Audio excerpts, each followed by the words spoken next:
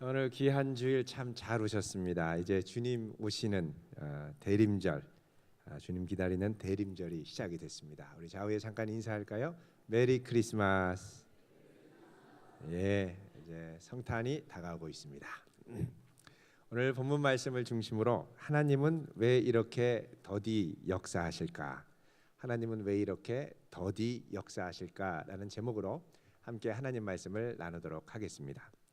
요즘 우리나라의 이 소년 아이돌 그룹 중에 이 방탄소년단이라고 있습니다. 여러분 들어보셨습니까? 아주 그 돌풍이 거셉니다. 영어 약자로 BTS라고 합니다. 이게 무슨 의미냐? 방탄소년단. 이게 BTS입니다. 좀 촌스럽다라고 느끼실지 모르겠습니다. 그룹 이름도 좀 그렇고 생소함을 넘어서 이제 촌스러움이라는 느낌이 좀 있죠. 사실 이 그룹의 이름이 처음 공개되자 주변에서 촌스럽다, 유치하다, 아주 비아냥들이 꽤 많았습니다. 그런데 이 방탄소년단의 활약을 보면 요즘 들어서 특히 예사롭지 않습니다. 지난 5월에는 미국 최고의 아이돌 스타인 저스틴 비버, 유명한 사람이죠. 이 저스틴 비버를 꺾고 국내 그룹으로는 처음으로 빌보드 뮤직 어워드에서 상을 받았습니다. 또 9월에 낸 새 앨범은 빌보드 앨범의 차트에 7위에 오르는 기염을 토했고요. 또 최근에는 미국 3대 음악 시상식 중 하나인 아메리칸 뮤직 어워드에 출연을 해서 공식적으로 데뷔를 했습니다. 또 ABC, MBC와 같은 미국 유수의 방송사의 토크쇼 프로그램에 출연해서 큰 인기를 끌고 있습니다. 더 놀라운 것은 이 방탄소년단의 멤버들의 특징을 보면 모두 서울 출신이 아니라는 겁니다. 비서울 출신, 갈릴리 출신들입니다. 부산, 광주, 대구, 과천, 일산 다 여기저기서 모인 국내 토종파들입니다. 뭐 외국에서 온 사람도 없고 또 외국에 살다 온 사람도 없고 순수하게 여기서만 자랐던. 그런데 이들이 그 토크쇼 프로그램에 출연해서 막힘없이 술술술 이야기를 풀어가다라는 거예요. 도대체 어떻게 영어를 배웠을까? 알고 보니까 이 멤버 중에 아주 핵심을 맡은 멤버가 랩 몬스터라고 있습니다. 이분이 미국 드라마 프렌즈를 자막을 틀고선 계속 보다가 나중에 자막 없이 보고 또 보고 수없이 반복하면서 거기 있는 내용을 거의 통째로 다 외웠다는 거예요. 그러면서 영어를 익혔다고 합니다. 자, 이렇게 활동을 활발하게 하면서 막힘없이 승승장구하면서 전 세계적인 이 반향을 일으키고 있는데 도대체 그 이유가 무엇일까요? 물론 음악적인 기량 또 화려한 춤솜씨도 한몫을 했을 것입니다. 그러나 이것만으로는 세계적인 음악 시장을 뚫기가 어렵습니다. 이거를 뚫을 수 있는 아주 핵심적인 이유 중에 하나는 뭐냐? 이들의 인간적인 진정성을 소통시켰기 때문에 그렇습니다. 자, 인간적인 진정성. 일단 그룹 이름도 여러분 보시면 방탄소년단 아닙니까? 이 방탄소년단이라고 한 이유가 뭐냐? 이 세대의 10대와 20대에게 청춘의 고통과 압박감을 우리가 위로하고 막아주면 어떨까? 이런 의도로 만들었다는 것입니다. 이들의 노래 제목을 보면 또 가사를 보면 이런 고뇌들이 많이 묻어 있습니다. 노래 제목이 피, 땀, 눈물 이게 노래 제목이고요. 또 쩔어 뭐 이런 노래를 보면 아주 이 신세대들의 이 고민과 이런 것들이 이 고뇌들이 많이 담겨 있습니다. 보통 이제 이런 곡 하나하나가 유튜브를 조회를 해보면 2억 뷰 이상 본 기록을 다 이제 기록을 하고 있습니다. 댓글을 보면 전 세계에 있는 이 시청자가 팬들이 와서 댓글을 달고요. 사실 그동안 세계에 진출해서 많은 성과를 거뒀던 가수들이 있었습니다. 뭐 비도 있었고, 싸이도 있었고, 소녀시대도 있었고. 그런데 이번에 이 방탄소년단들을 향한 이 반향은 이전의 가수들과 훨씬 다른 차원의 전 세계적인 반응이었습니다. 그 이유가 뭐냐? 바로 그 핵심의 진정성을 소통한 데 있다는 겁니다. 처음에 이 방탄소년단을 기획한 이 방시혁이라고 하는 PD가 있습니다. 예전에 박진영 씨랑 같이 활동을 했었는데 이분이 이 방탄소년단 멤버를 다 구성하고 나서 불러서 얘기를 했습니다. 이제부터 노래를 만들어야 되는데 너희들이 부르고 싶은 노래의 노래 가사를 써봐라. 그러자 멤버들이 자기가 이제 그 가사를 나름대로 고민하면서 써봤는데 그 가사들의 내용을 보니까 하나같이 자기를 과시하는 내용들이 많더라는 겁니다. 그래서 이분이 야, 이 아이들이 아직 겉멋이 들었구나. 그래서 너 이런 거 쓰지 말고 무조건 자기 고민, 자기 아픔, 자기의 성장 과정에서의 이 성장통을 써라. 너희들의 이야기를 써라. 그래서 이 가사, 자기들 속에 있는 걸 끌어내는데 시간이 걸렸습니다. 이거를 잘 뽑아내서 결국 여기에 신나는 음악, 비트와 화려한 안무에 맞춰서 표현을 했더니 이게 전 세계에 통했다는 겁니다. 겉으로든 겉멋을 빼고 내면의 진정성을 표현하는 것, 이게 시간이 꽤 걸렸습니다만 결국 이것이 전 세계를 쥐락펴락할 수 있었던 가장 강력한 무기였던 것입니다. 이전에 인기를 끌었던 여러 K-팝 스타들이 있었습니다. 여러 가수들이 있었는데 사실 이분들의 역량과 노래 솜씨, 춤 솜씨는 정말 뛰어나고 화려했습니다. 그런데 대부분 전문가들이, 미국이나 전 세계의 음악 평론가들이 지적하는 것 중에 하나가 이들의 진정성을 알기가 어렵다. 진정성이 제대로 느껴지지 않는다. 다른 가수들 흉내만 낸 것 같다. 이런 평들이 많이 있었습니다. 그런데 이번에 방탄소년단은 음악적인 소양과 더불어 또 춤솜씨와 더불어 진심을 소통하면서 많은 사람들의 영혼을 울리는 그런 노래를 불렀다는 것입니다. 다소 투박해 보이고 거침없이 한글과 영어를 섞어도 전 세계가 열광을 했습니다.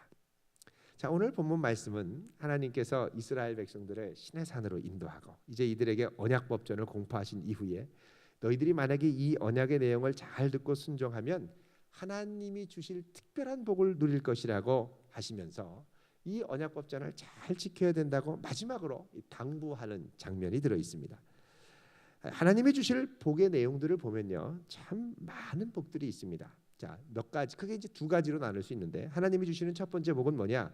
환경과 사람을 통한 복입니다. 환경과 사람을 통한 복. 자, 25절, 26절 우리 같이 한번 읽어보도록 하겠습니다. 출애굽기 23장 25절, 26절입니다. 시작. 내 하나님 여호와를 섬기라. 그리하면 여호와가 너희의 양식과 물에 복을 내리고 너희 중에서 병을 제하리니 내 나라에 낙태하는 자가 없고 임신하지 못하는 자가 없을 것이라. 내가 너의 날수를 채우리라. 아멘. 자, 여기 보면 양식도 주시고 물에 복을 주셔서 물이 이렇게 깨끗한 물을 먹고 뭐 요즘에는 정수를 하고 뭐 다 그럽니다만 옛날에는 그런 게 없었죠. 가끔씩 이렇게 물을 잘못 마셔서 배탈이 나고 죽는 경우도 있었습니다. 근데 물을 깨끗게 하시고 또 병을 제거하시고 낙태하는 자가 없고 임신하지 못하는 자가 없고 또 하나님이 정하신 날수, 수명을 충분히 다 살 수 있도록 장수의 축복을 주시겠다라고 약속을 하시죠. 자, 이런 환경을 통한 복, 그리고 사람의 복을 하나님이 사람에게 주시는 복을 허락하신다 약속합니다. 두 번째 하나님이 약속하신 복은 뭐냐? 이들 앞을 가로막고 있는 대적들을 물리칠 것이라고 약속하십니다. 자, 하나님께서 대적들을 물리치시기 위해서 보내시는 것이 세 가지가 있습니다. 첫 번째는 뭐냐? 보호하심입니다. 보호하심. 20절 같이 읽습니다. 시작. 내가 사자를 내 앞서 보내어 길에서 너를 보호하여 너를 내가 예비한 곳에 이르게 하리니. 자, 하나님께서 이들을 보호하셔서 반드시 하나님이 예비한 곳에 이르게 하겠다 말씀하시죠. 두 번째 하나님이 보내시는 건 뭐냐? 위험을 보내신다는 겁니다. 대적들을 물리치기 위해서 하나님이 보내시는 두 번째 위험이라는 겁니다. 27절 읽겠습니다. 시작. 내가 내 위험을 내 앞서 보내어 내가 이를 곳에 모든 백성을 물리치고 내 모든 원수들이 내게 등을 돌려 도망하게 할 것이며 아멘. 자, 하나님께서 하나님의 위험을 보내서 사람들로 하여금 이스라엘 백성들이 지나갈 때 하나님의 위험을 압도적으로 느끼게 해서 겁을 먹고 도망가게 하신다는 겁니다. 세 번째 하나님이 보내시는 게 있는데 그건 뭐냐? 왕벌입니다. 왕벌. 28절 읽겠습니다. 시작. 내가 왕벌을 내 앞에 보내리니 그 벌이 히위 족속과 가나안 족속과 헷 족속을 내 앞에서 쫓아내리라. 아멘. 여러분, 왕벌이 나타나면 우리는 어떻게 반응합니까? 윙 하고 지나가면 엄마야 그리고 깜짝 놀라서 움츠리죠. 마찬가지로 하나님이 왕벌을 대적 앞에 보내시면 이게 문자적인 왕벌이 아니라 일종의 두려움, 때로는 전염병, 하나님의 임재, 무서운 임재를 상징하는 특별한 것들을 그들에게 보내셔서 다들 시급하게 만든다는 겁니다.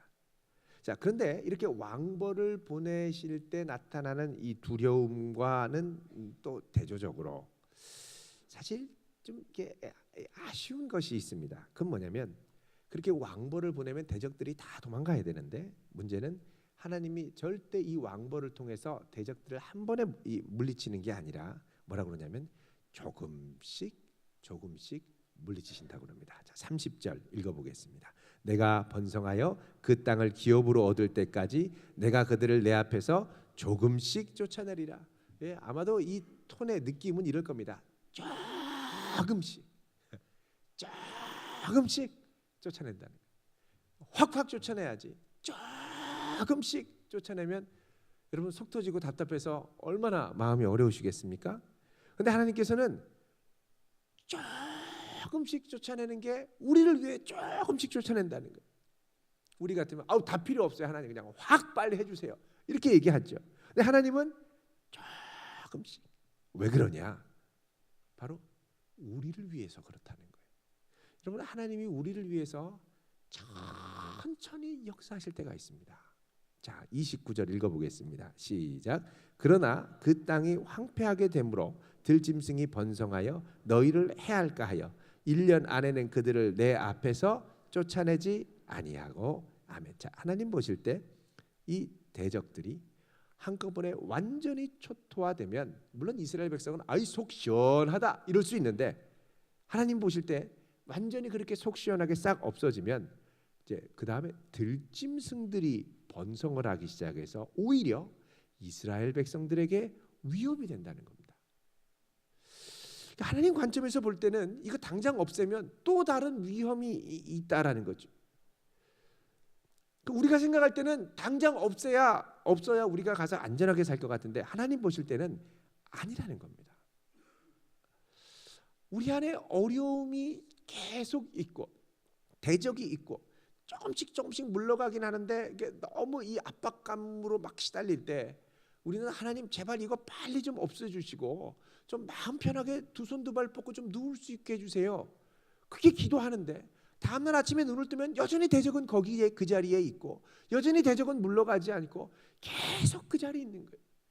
그 너무 답답한데 하나님은 뭐라 그러냐? 이게 너희를 위한 것이라는 겁니다. 만약 그 대적이 한꺼번에 없어지면 너희들이 행복할 것 같지만 예상치 못한 곳에서의 위협과 영적 위기가 너희의 삶을 순식간에 급습하여 망가뜨릴 수 있다는 겁니다. 자, 여기서 우리는 하나님이 주시는 두 가지 복의 특징을 생각해 볼 수가 있습니다. 자, 첫 번째 하나님이 주시는 복의 특징은 뭐냐? 하나님이 직접적으로 역사하는 손길이 잘 보이지 않는다는 겁니다. 자, 여러분 25절에 우리가 읽었던 하나님이 주시는 복을 보면요, 양식의 복을 주시고 물의 복을 주시고 병을 제거하시고 낙태하는 자가 없게 하시고 이런 복을 주십니다. 자, 우리가 생각할 때 야, 하나님이 정말 복 주시는 거야 라고 생각할 수 있지만 다른 한편으로 보면 이런 복은 사람에 따라서 얼마든지 인간적으로 해석할 수 있다는 겁니다. 예를 들면 이런 거죠. 야, 우리가 이때까지 광야에서만 살다가 너무 험한 환경에서 살았는데 가나안 땅에 들어가니까 산도 있고 뭐 수풀도 울창하고 공기도 맑고 산 골짜기에서 물도 깨끗하게 흐르고 공기도 좋고 물도 좋으니까 우리가 번성하고 농사도 잘 되고 젖과 꿀이 흐르는 거지라고 인간적으로 보면 또 인간적으로 그렇게 해석할 수 있는 여지가 생기게 된다는 거예요. 그러니까 하나님이 눈에 보이지 않게 조용히 역사하시니까 우리가 이거를 믿음의 눈으로 보지 않으면 이거 하나님의 역사가 아니라 인간적인 생각으로도 얼마든지 그럴듯하게 이루어질 수 있는 것처럼 느껴진다는 거예요.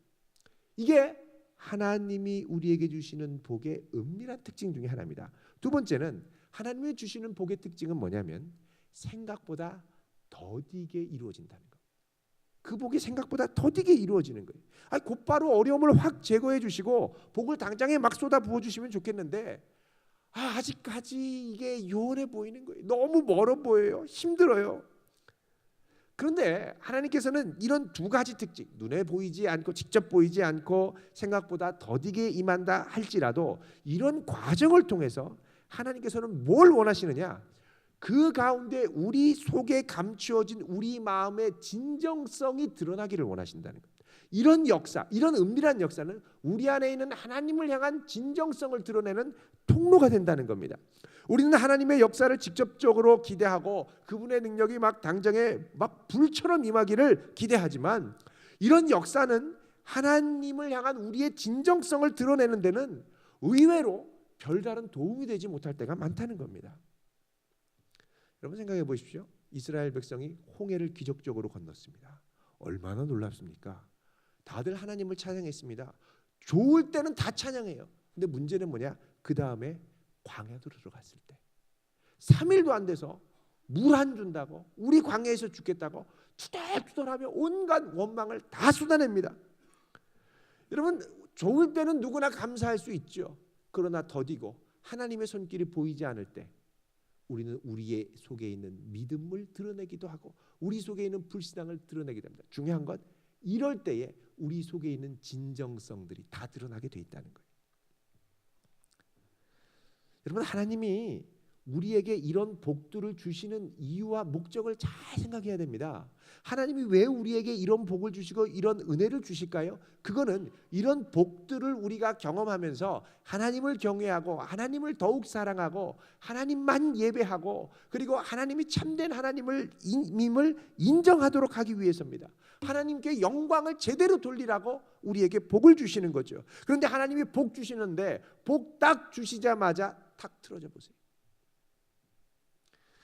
여러분, 저희 집에 고양이를 키웁니다만 고양이가 제가 가면 막 비비고 야옹거리고 막 애교를 칵 뜹니다. 왜 그런지 저는 압니다. 밥 달라고. 밥 주기 전까지는 난리를 칩니다.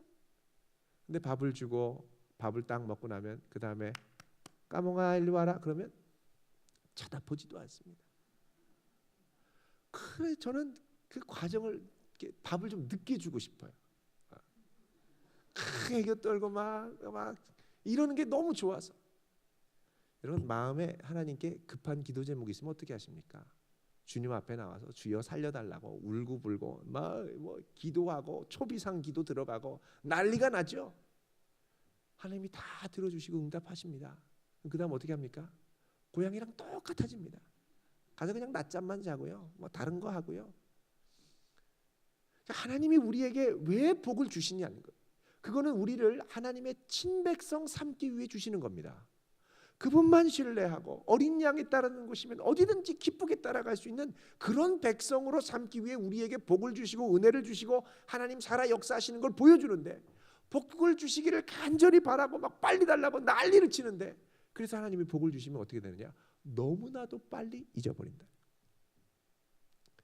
그 하나님이 주시는 복이 오히려 그 다음에 위기가 될 수 있습니다. 하나님이 주시는 복으로 우리가 주님을 더 사랑할 수도 있지만 오히려 그 복으로 우리는 하나님을 속히 떠나서 부패하기도 쉽습니다. 그 하나님은 그 진정성을 보기를 원하시고 이거로 인하여 하나님의 백성들에게 거듭 내가 너희들에게 복을 줄 텐데 꼭 기억해야 될 게 있다고 하면서 오늘 말씀에 거듭 경고를 하십니다. 자, 21절 경고를 보시면요. 너희는 삼가, 여러분 이 삼가라는 말은 절제하라는 말입니다. 너희는 삼가 그의 목소리를 청종하고 그를 노엽게 하지 말아라. 그분의 목소리를 청종하라는 거죠. 그 다음에 24절을 보면요. 너는 그들의 신을 경배하지 말며 섬기지 말며 그들의 행위를 본받지 말아라 그러죠. 여러분, 왜 이런 말씀을 하느냐 하면 이제 이들이 약속의 땅 가나안에 들어가면 거기서 이제 가나안 지역은 농사를 지을 수 있기 때문에 농사를 배워야 됩니다. 농사를 배우려면 가나안인들과 접촉을 하고 그들의 농사 습관과 이런 것들을 노하우를 배워야 되는데, 농사 짓는 과정에는 항상 뭐가 들어있냐면 미풍양속이 들어가 있습니다. 제사, 절기, 가나안 신에게 예배하는, 그리고 비가 내리는 걸 가나안 신들이 사랑해가지고 비를 내리는 걸로 해석하고, 그러니까 자기도 모르게 가나안 신의 신화에 익숙해지고 가나안 신을 섬기는 제의에 익숙해지기 쉽다라는 거예요. 그래서 이건 하나님이 주시는 복이지 절대 착각하지 말아라. 눈에 보이는 가나안 신들, 우상들이 있으니까요. 그들이 주는 게 아니라는 거예요. 여러분 열심히 기도하고 하나님이 은혜로 주셨는데 우리가 가끔씩 나중에 착각하게 될 때가 있습니다. 이거 하나님이 해주셨다고 그때는 고백이 되는데 나중에는 물론 기도도 열심히 했지만 주변에서 이 사람이 도와줬기 때문에 그랬어. 주변에서 이런 사람이 나한테 나타나서 그랬어. 물론 기도도 열심히 했지만 그 당시에 운이 좋아서 그랬어. 내가 열심히 그 기도도 했지만 사실은 내가 열심히 공부해서 그랬어. 뭐지 이런 여러 가지 부가적인 해석들이 나오게 된다는 거예요. 그때 우리가 하나님 중심의 믿음이 약해지고 흔들릴 수 있다는 것입니다. 32절에는 세 번째로 하나님이 이렇게 말씀합니다. 읽습니다. 시작. 너는 그들과 그들의 신들과 언약하지 말아라. 왜? 그들의 신들과 절대 언약하지 말아라. 왜? 지금 하나님이 복 주시는 게 무엇 때문에 그렇습니까? 이스라엘 백성들을 하나님의 자기의 언약 백성, 친백성으로 삼으려고 복을 줬는데 이들이 복은 실컷 다 받고 아니 가나안 신과 언약을 맺는 가나안 신의 언약 백성이 될 수 있다라는 거예요. 그래서 여러분 복을 빠르게 주시면 하나님이 그게 귀한 건 줄 모릅니다. 소중한 줄 모릅니다. 하나님의 손길을 인식하지 못합니다. 그래서 하나님께서는 이스라엘 백성들이 그 진정성을 잃지 않고 하나님 앞에 신실하게 서 있는 언약 백성으로 그러니까 언약 백성으로서 복을 받을 수 있도록 역사하시는데 그게 뭐냐? 바로 조금 전에 우리가 살펴봤던 두 가지 방식. 보이지 않게 숨어서 복을 주시고 그 다음에 더디게 역사하신다는 겁니다. 여기서 우리는 하나님이 이렇게 더디게 역사하시는 방식을 깊이 묵상할 필요가 있습니다. 이 조직신학, 이 교리에 보면 하나님이 일하시는 방식 중에 협력이라는 교리가 있습니다. 협력, 영어로 cooperation이라고도 하고 concurrence라고도 얘기를 합니다. cooperation 하면 협동한다, 협력한다 뭐 이런 말이고 concurrence라는 말은 뭐냐? 동시에 발생한다라는 겁니다. 그러니까 cooperation은 뭐냐? 한편으로는 하나님이 하시는 일이지만 한편으로는 내가 하는 일이라는 거예요. 내가 하지만 하나님이 하시는 협력 사역이라는 것이고요. 또 하나 concurrence는 뭐냐? 내가 해서 일을 일으키는 것 같은데 알고 보니 하나님이 일으키시는 거라는 거예요. 그 동시다발적으로 일어나는 이 하나님의 역사를 바로 협력 사역이다 이렇게 얘기를 합니다. 자, 하나님의 협력 사역은 약간 좀 어려운 표현으로 하면 하나님은 그분의 역사를 드러낼 때 이 피조 세계에 제2원인을 들어 사용하신다 얘기를 합니다. 제2원인. 여러분 제2원인이라는 건 뭐냐면 피조 세계의 물리적인 자연 법칙, 인과 법칙, 또 인간의 도덕 법칙을 말합니다. 제1원인은 뭐냐? 제1원인은 하나님이죠. 근데 하나님이 이 피조 세계 가운데 역사할 때 이 자연 법칙을 넘어서 제1법칙으로 역사하면 그걸 뭐라 그러냐? 기적이라고 그럽니다. 근데 제1법칙을 사용하지 않고 하나님께서 제2법칙을 사용하여 역사하시는데 그때 바로 하나님의 역사가 나타나는 동시에 이게 사람과 환경과 여건을 통하여 하나님의 뜻이 이루어지는 역사가 나타나죠. 이런 하나님의 역사 방식을 뭐라 그러냐? 하나님의 협력, concurrence, cooperation이라고 얘기를 합니다. 자, 예를 들어서 하늘에서 눈이 내리고 안개가 끼고 바람이 불죠. 제2원인 자연현상, 기상현상에 의해 일어난 겁니다. 그런데 성경은 이 모든 것을 하나님이 발생하게 했다라고 말씀합니다. 또 해와 달과 별이 뜨고 북두칠성이 뜨고 지고 이렇게 하는데 자 아침이 매일매일 오죠. 해가 뜨죠. 자 이거 그냥 자연 법칙으로 되는 겁니다. 그런데 성경에서는 뭐라 그러냐? 이 모든 것을 하나님이 주관하시고 운행하신다고 말씀합니다. 그러니까 100% 자연현상인 동시에 이건 뭐냐? 그 가운데 일하시는 100% 하나님의 역사라는 것. 이와 같은 원리로 하나님께서는 들의 백합화를 기르시죠. 공중의 새를 기르십니다. 그렇기 때문에 하나님의 허락이 없으면 한 마리도 땅에 떨어질 수 없다라고 말씀합니다. 하나님이 이들을 때에 따라 먹이시고 기르시고 호흡을 주시고 호흡을 가져가기도 하십니다. 우리는 그냥 사는 것 같지만 심장이 건강해서 잘 뛰는 것 같지만 사실은 하나님이 호흡을 주시는 한 그 한계 안에서만 살 수 있는 것입니다. 그래서 하나님께서는 우리와 상관없이 그냥 멀리 계신 것 같지만 알고 보니까 하나님이 우리 머리털까지도 다 세신 바가 되었더라는 거예요. 그러니까 이 모든 것 가운데 은밀하게 하나님이 다 주관하고 역사하신다는 겁니다. 자, 이렇게 하나님께서 은밀하게 역사하시는 방식 중에 하나가 뭐냐? 제비뽑기입니다. 제비뽑기.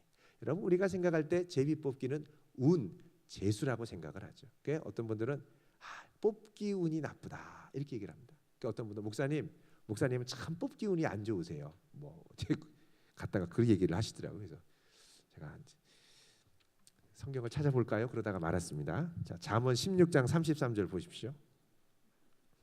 잠언 16장 33절. 잠언 16장 33절 928쪽입니다.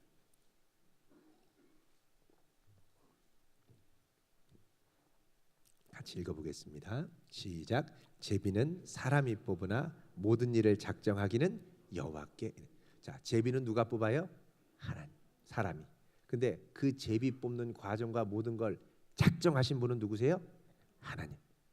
그러니까 우리가 생각할 땐 재수, 운, 우연 막 이렇게 생각하는데 아니 알고 보니 하나님이 그 속에 은밀하게 작정하신 바가 이 제비를 통해 드러나는 거예요. 그러니까 성도에게는 절대 우연, 재수, 운이 없습니다. 100% 하나님의 작정하심과 계획하심 가운데 일어나는 줄 믿으시기 바랍니다.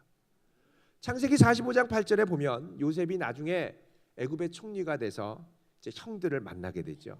그리고 만나서 막 너무 서럽고 지난 세월이 막 하나님의 은혜고 해서 펑펑 울고 나서 형들한테 얘기를 합니다. 뭐라 그러냐면 그런즉 나를 이리로 보내신 이는 당신들이 아니요 하나님이시라. 이걸 그때 가서야 발견한 거예요. 그 전까지는 어떻게 생각했느냐? 100% 형들의 못된 행동으로 생각했습니다. 형들이 못됐기 때문에 괜히 나를 시기했고 형들이 그 컴플렉스가 많아서 나를 사랑하는 아버지, 내가 사랑을 독차지하는 걸 너무너무 꼴보기 싫어했고 그래서 나를 팔아버렸고 정말 무자비하고 못된 형들이라고 원망하고 살았습니다. 근데 지금 와서 보니까 그게 물론 형들이 그런 부분이 있지만 알고 보니 100% 하나님이 형들을 통하여 나를 애굽으로 보내신 손길이더라는 거예요. 내가 생각할 땐 이건 도저히 이해가 할 수 없는 비극이고 인생에 씻을 수 없는 치욕인데 그 치욕 가운데 하나님의 손길이 100% 녹아있더라. 이게 바로 하나님의 협력사역입니다. 그런데 이 하나님의 협력사역을 통해서 하나님의 뜻이 이루어지는 가운데 드러나는 게 있습니다. 그건 뭐냐면 하나님의 협력사역은 워낙 은밀하고 그리고 때로는 워낙 더디기 때문에 이 하나님의 협력사역을 통해 뭐가 드러나냐면 사람의 속내가 다 드러나게 되어 있습니다. 그래서 형들이 얼마나 못된지가 하나님의 협력사역을 통해 이 요셉을 밟면서 다 드러나고요. 그 가운데 요셉이 얼마나 하나님만 의지하고 신실하게 자기 중심을 지켰는가가 하나님의 협력사역을 통해 다 드러났습니다. 너무 대조되게 다 드러났어요. 내면의 진정성이 하나님의 보이지 않는 은밀한 협력사역을 통해 다 드러내게 된 겁니다. 자, 이스라엘 백성이 가나안 땅에 들어가서 새로운 환경이 주는 복을 경험하고 또 대적들이 더디지만 조금씩 물러갈 때 그들의 중심이 드러나게 되어 있습니다. 만약 이들이 답답하면 하나님이 뭐 역사하시지도 않고 사실 우리가 인간적으로 이렇게 열심히 애써서 농사져서 환경이 좋아서 나무가 많아서 이렇게 잘 되는 거지 건강한 거지 요렇게 생각할 수 있다라는 거예요. 근데 만약에 이 느린 과정을 통해서 이스라엘 백성들이 믿음의 눈으로 하나님이 이렇게 나를 인도하시는구나. 더디지만 은밀한 가운데 이런 복을 주시는구나. 그래도 걸음걸음 갈 수 있도록 은혜를 주시는구나.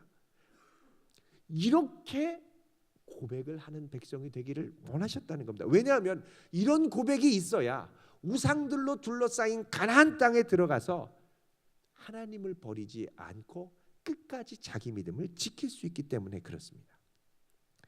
자, 전 세계적으로 오랫동안 장수했던 이 장수 기업들의 특징이 있습니다. 그건 뭐냐면 세월을 통해서 비록 더디더라도 꾸준하게 소비자와의 신뢰를 지키며 품질을 통해서 진정성을 보여준 기업들이죠. 일본의 이런 기업들이 장수 기업들이 3,000개 이상 된다고 하지 않습니까? 참 많습니다. 100년 이상 된 기업들, 100년 이상 된 라면집도 있고요. 그런데 최근 들어서 이 일본 기업들이 이미지에 큰 타격을 입고 있습니다. 그동안 많은 신뢰를 받았던 여러분 철강하면 일본의 고베 철강이 유명합니다. 우리나라의 이 자동차도 거기에서 오는 걸 갖고 프레임, 안전 프레임을 만들었죠. 철제. 또 첨단 섬유 업체 도레이, 이런 데서 자꾸 품질을 조작한 것이 자꾸 이제 발각이 되면서 요즘에 아주 큰 타격을 받고 있습니다. 왜 그렇게 됐느냐? 급한 결과, 빠른 성과를 원했기 때문에 그랬습니다. 그게 그들에게 우상이 되었고, 그 우상이 결국은 그 기업을 망가뜨리더라는 것입니다. 여러분, 호주에 가면 소들이 참 많습니다. 호주 청정 한우 많이 드셔보셨죠? 청정 한우 버거, 한우 버거는 롯데리아 뭐 이렇게 나옵니다. 여러분, 우리도 많이 먹습니다. 현재 호주에 소만 2,500마리가 있다. 2,500만 마리가 있습니다. 2,500만 마리. 근데 정부에서 소를 키우면서 정말 고민하는 문제가 있었는데, 그게 뭐냐? 바로 소의 배설물 처리 문제였습니다. 소들이 뭐 풀을 먹고 얼마나 사방에 소똥을 쌓아놨는지. 근데 이걸 어떻게 이게 컨트롤할 수가 없었습니다. 그게 정부가 고민하면서 방법을 찾았는데, 그게 뭐냐? 바로 똥딱정벌레를 호주로 수입하는 거였습니다. 이제 호주에 소가 처음 들어온 건 호주에 이 영국의 이 범죄자 출신들의 이민자들이 처음 들어왔을 때 이제 소를 같이 데리고 왔던 건데, 그 이전에 거기는 뭐 너구리, 그리고 여러분 코알라, 그리고 캥거루 뭐 이런 친구들이 살았거든요. 근데 이런 친구들이 살면서 자연에 막 방사한 수많은 그들의 변비물들, 똥들은요, 호주 토종 딱정벌레들이 다 치웠습니다. 여러분, 라바 아십니까? 어린이 만화 영화 라바에 보면 그 똥 이렇게 둘둘 마르는 똥 딱정벌레 나오죠. 이 친구들이 그런 역할들을 하는 겁니다. 그런데 호주에 있는 토종 동물들은 그 토종 딱정벌레들이 똥을 잘 이렇게 처리를 해주는데, 소는 외래종 아닙니까? 그리고 이 호주에 있는 친구들은 먹어서 이 배설물을 싸면 이게 아주 딱딱해서 처리하기가 좋답니다. 근데 소똥은 이거는 쥐퍽하니 너무너무 그러니까 딱정벌레들이 가도, 호주 출신들 이 딱정벌레들이 가니까 당황스러운 거예요. 이게 똥이 안 말리는 거죠. 이게 어떻게 해야 되느냐, 이게 어려운 거예요. 그래서 어떻게 했냐면 호주 정부에서 학자들을 데려와서 1968년부터 1984년까지 한 6년 정도 전 세계에서 43종의 가진 똥 잘 치우는 딱정벌레들 173만 마리를 들여왔습니다. 그리고 호주의 이 목초지에 막 방사를 했죠. 풀어버렸죠. 이렇게 자리 잡은 딱정벌레들이 보이지 않는 곳에서 은밀하게 소똥들을 야금야금 치워주고 있는 거예요. 여러분, 우리가 생각할 때 이 딱정벌레 아무것도 아닌 것 같죠? 근데 하나님의 뜻을 이루는 아름다운 도구들라는 거죠.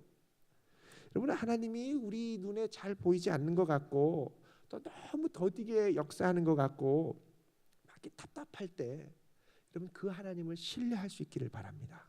우리 생각 같아서는 하나님 이놈의 소똥들 다 홍수로 확 한 번에 쓸어가 주세요. 하나님 절대 그러지 않는다는 거예요. 은밀하게 딱정벌레들을 보내서 이 피조 세계와 협력해서 선을 이루면서 놀라운 손길들을 펼쳐 가신다는 겁니다. 그래서 우리가 이 손길을 믿음의 눈으로 보고 담대하게 소망을 가질 수 있을 때 어떻게 할 수 있느냐? 절제할 수 있고요. 내 혈기대로 안 하고 절제하고 삼가 하나님의 목소리 듣기에 힘쓸 수가 있습니다. 여러분, 답답한 내 현실의 대안처럼 여겨지는 것들, 지금 하나님의 역사가 너무 더뎌서 차라리 이걸 동원할까 저걸 동원할까 이런 것들요, 그 대안들은 사실 대부분 우상들입니다. 심지어 어떤 분은 너무 답답해서 점집까지 찾아간다고 그러죠. 근데 거기 가서 또 같은 교회 집사님을 만나서 어머 집사님 얼마나 민망하겠습니까? 여러분, 조급해하지 말기를 바랍니다. 좀 답답해도요, 이 기간을 통해 하나님이 나를 정금과 같이 빚어내기를 원하시는구나. 내 진정성을 보기를 원하시는구나. 나는 내 마음을 끝까지 우리 주님을 신뢰하며 나아가리라. 이렇게 해서 하나님을 향한 우리의 진정성이 드러나는 것이 가장 강력한 믿음의 무기가 될 줄로 믿습니다. 어떤 일이 있더라도 흔들리지 말고 두 마음 품지 말고 여러분 선포하시길 바랍니다. 나는 주님만 바라보리라. 이럴 때 내 삶 가운데 은밀하게 역사하시는 하나님의 손길이 우리를 도우시고 나아갈 수 있도록 크신 은혜를 주실 줄로 믿습니다. 기도하겠습니다. 거룩하신 하나님,